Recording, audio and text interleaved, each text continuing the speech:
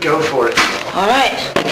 Let's see, so you just got here? Daniela, we spoke on the phone, did we? Yes, we did. You remember me? Yes, of course. Wow, you've got a great memory. Alrighty. Yeah, that's when you were recording the album. Remember in December it was? Yeah. On Nostradamus' birthday, David. Yes, that's true. Here we go. Okay, so you just played in Finland. Yes, we did. Tell me how that did. It was great.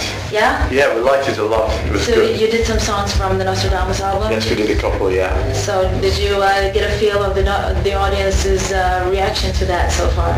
Sure, yeah. Yeah. How did it? It was good. Well, the whole evening was good, you know. I mean, Yeah. the crowd thoroughly enjoyed themselves. In actual fact, I've actually seen a couple of clips on YouTube from last night. Already? Yeah. That's quick. And it's fairly obvious to see the crowd fist pumping and singing along, you know. Yeah. Because obviously we're playing quite a lot of stuff that people have wanted us to play for a long time. So Yeah, I it's saw the set list. Yeah. There are quite a few maybe unusual choices. Yeah. I think. Yeah. But Yeah. good ones.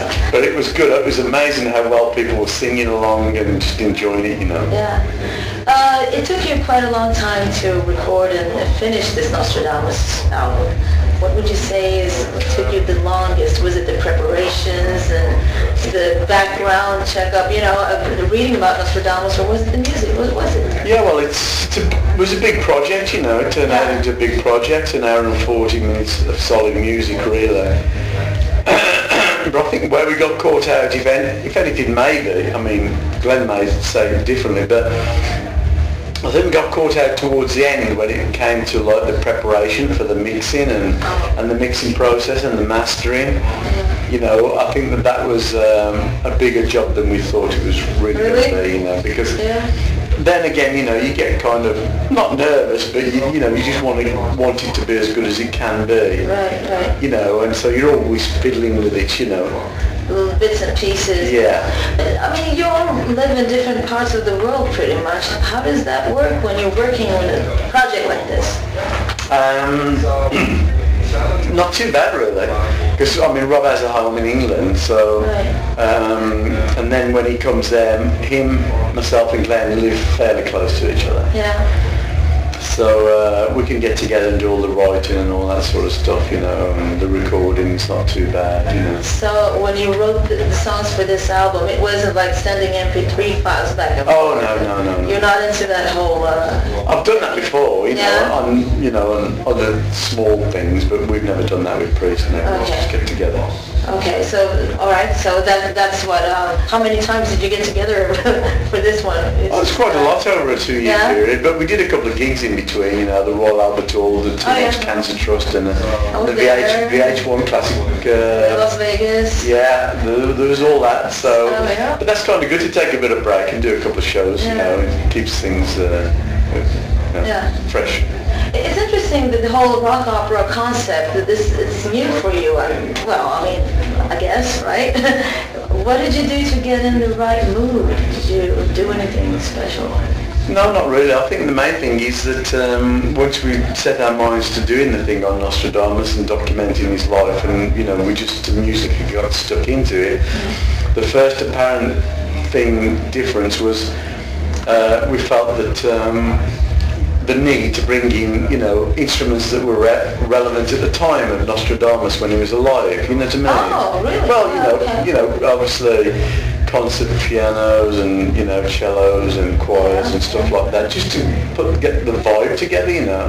Okay. Because it was pretty full of mystery and intrigue, his life and stuff, and to do it justice, I think that we had to bring in that element of you know, orchestration, those sounds, plus a lot of other spooky stuff as well, you know. There was a lot of orchestra and the keyboard and stuff. Who did that? I didn't get the info for the... Well, we did, like I say, now we've got guitars, you know, there's some high-tech machinery, you know, so you can play guitar and it'll sound like a concert piano. Oh, that's how you did choirs, yeah. Plus, Glenn's pretty good on keyboard, so we mixed, you know, the guitar you know, but everything came from us. So you didn't bring in anybody else We from bought outside? later on.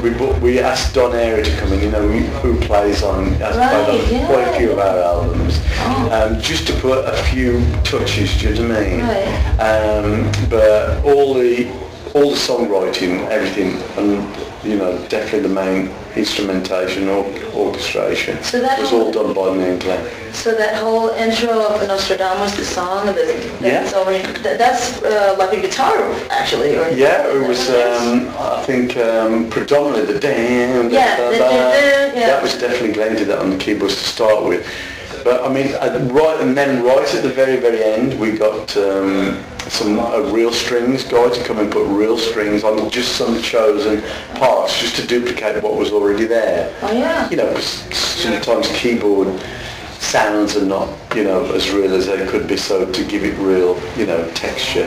So that's interesting. So you got a few, Don Airy is like a guest musician then? Yeah, oh yeah, he's great, you know, but like if you let him loose, he'll just do the whole thing his way, you know, so you have to calm down, Don, you know, this is what we want, you know.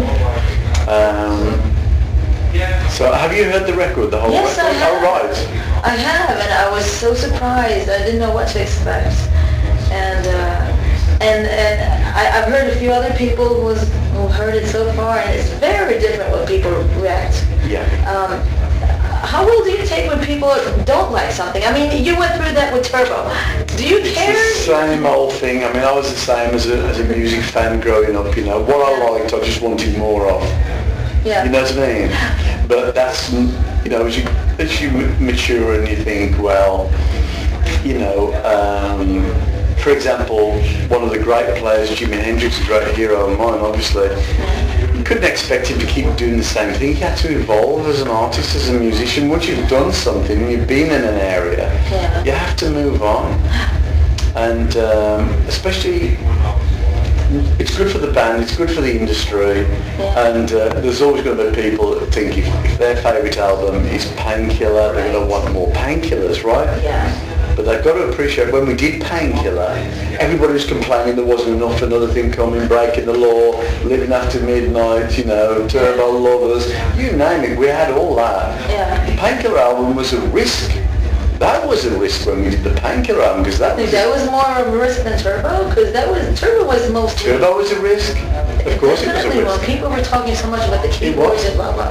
It was, you know, I mean, and I guess we've never been, you know, worried about taking a bit of a risk, because you have to keep producing and evolving, you know.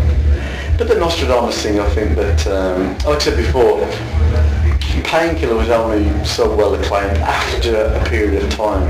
Yeah. After it settled down and people started to, you know, listen to it more.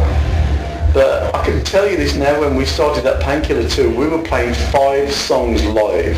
Yeah, I remember that, yeah. By the time that American leg with us, Testament and Pantera? Megadeth. No, Pantera were here in this was in Europe, America. We started in Canada and America. Yeah. By the end of that leg, we were playing at the most 3 songs, because it was, you know. Oh yeah. Yeah, it was a bit kind of radical. It was different, you know, when you're playing Metal Meltdown and Hammer and the Anvil, it didn't, you know, it was just all of that sort of stuff. But obviously, as time went on.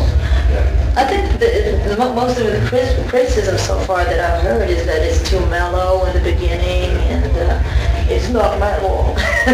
You're going to get that from the die-hard metal fans, but this is a piece of music for people all over the world, you know, of all age groups. You know, I mean, you can continue to cater for,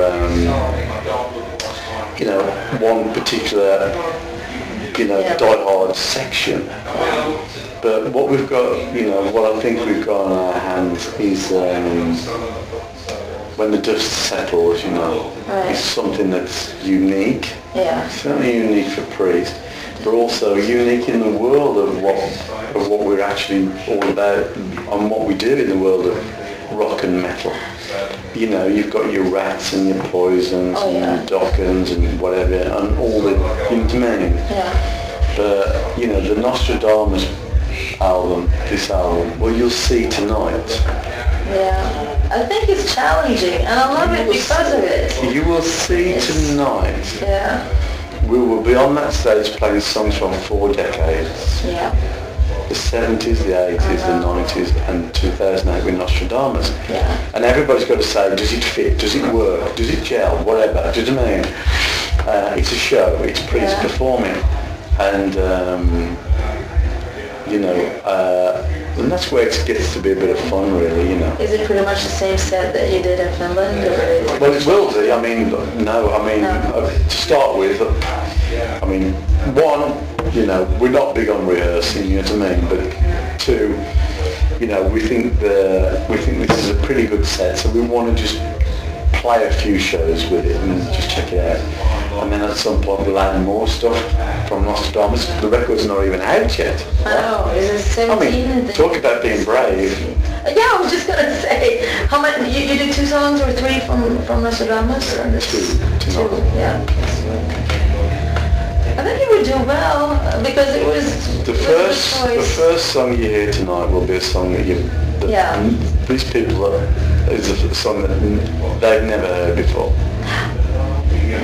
Now that's a brave move, isn't it? It is. It's pretty. You can pull it off. We're going to hit the stage, but we've done it a million times before. I know. But what you're doing now on these festival gigs, that will be like the classic set, pretty much.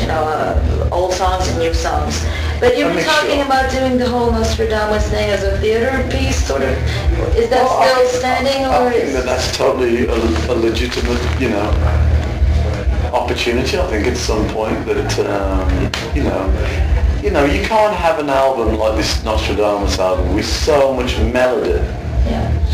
I mean, to all the other bands out there, it's okay to have melody in your music, Yeah.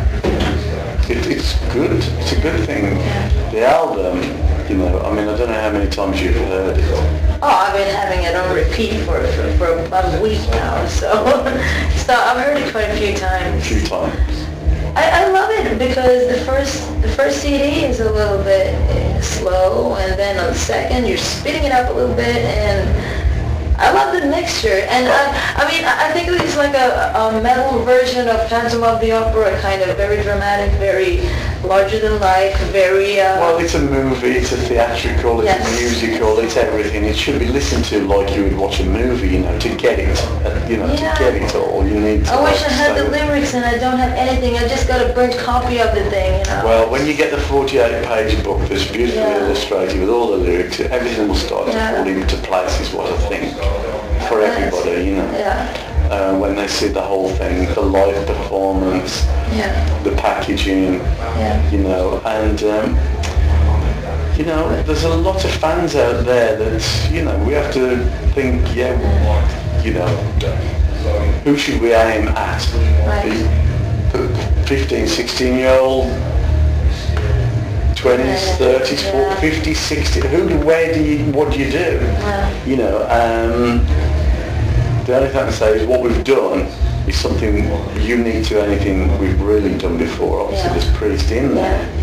But after we did the last record, people said, well, you've done that now, Angel Retribution. Where can Priest go from here? Right. So we go, I'll tell you where we'll fucking go from here. We'll go to a new place from here. Like you've always done? If you think there's nowhere for us to go except back, well, fuck you, we'll go forward. You're right. Well, I think you lose some, you gain some. I guess that's the way it's always been the way. It's always been the way. Point of entry, like I say, turbo. It's always... It's been risky, and you really take those risks. I think it's very brave, especially maybe at this point in your career with Rob coming back, like the last album, and now you're doing this thing, and people are still not quite following you, maybe, what you're going to do. But I think it's good. Yeah, well, like I say, while everybody else is doing what they do and always have done, we kind of think it's pretty neat for us to move things on a little bit. So when you finish a project like this, this is just about to hit the store, so you're just beginning on this thing, but do you think like a step ahead, what are you going to do next after this, or are you just concentrating on this thing now? No, I think it's all about this at the moment, really. It is, yeah? Yeah. You're not thinking the next album is going to be this, not really in the back of your head either? No, I think this album, the difference, let me turn this far up a bit, the difference is that with this record is that Oh, that was on. Oh, yeah. The difference is that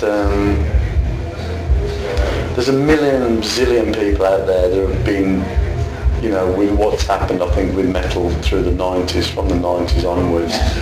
It's just it's a bit much for them, And hopefully an album like this Nostradamus thing, it will be good for those guys as well, to get them back on board and get them back, at concerts and bring their kids and stuff. And like I said, there's plenty of blood and thunder on the album, but hopefully it's an album that the ladies will like too. I definitely will. So what can people expect, you think, on the fall tour?